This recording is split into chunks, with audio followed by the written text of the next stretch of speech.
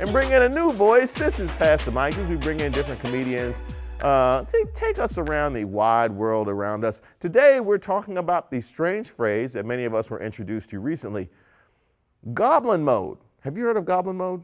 No? Ross, you heard of Goblin mode? No, some of us still learn. Oxford named it their word of the year.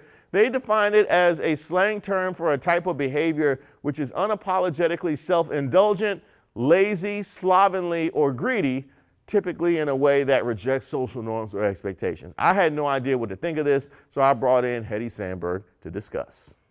Have you heard of Goblin mode before? I've heard of demon time, but not Goblin mode. This is a new one for me. Any of these things ever. Okay, so I don't like social media. I have an Instagram and I have like Facebook, and I'm telling you, if I wasn't a comedian, I wouldn't have social media because I think it's very toxic and I don't like the way I act when I'm on it.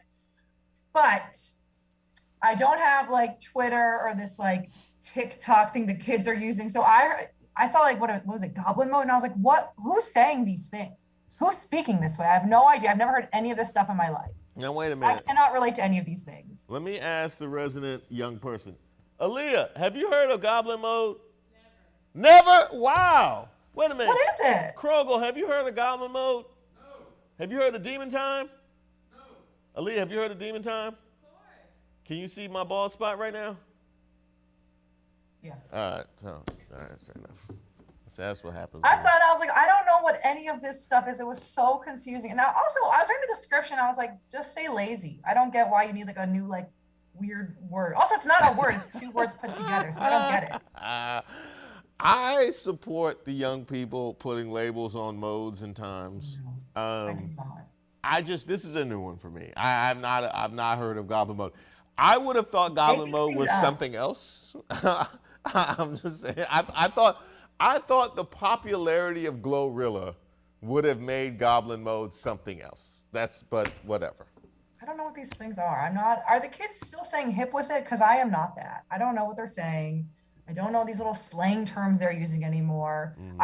I'm telling you, my boyfriend's 45, I'm 32, so there's an age difference between us, but he sends me TikToks and I'm like, you are old, you need to stop doing this now. So we have a bit of a disconnect. I don't get any of these things. Your boyfriend be raising the roof. He like, man, don't encourage him. It was bumping last night, man. That was far out.